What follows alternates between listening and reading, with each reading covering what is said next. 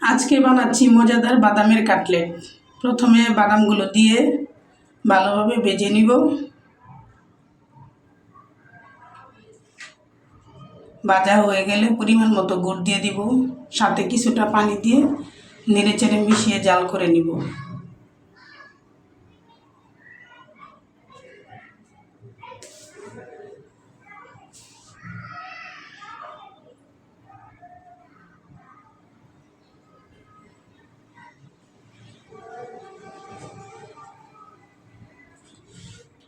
যতক্ষণ না আটালো ভাব আসছে ততক্ষণ নাড়তে থাকবো।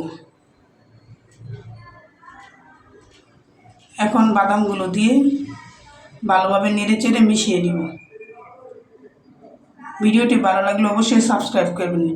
একটি ট্রেতে হালকা তেল ব্রাশ করে গরম গরম অবস্থায় ঢেলে দিবেন।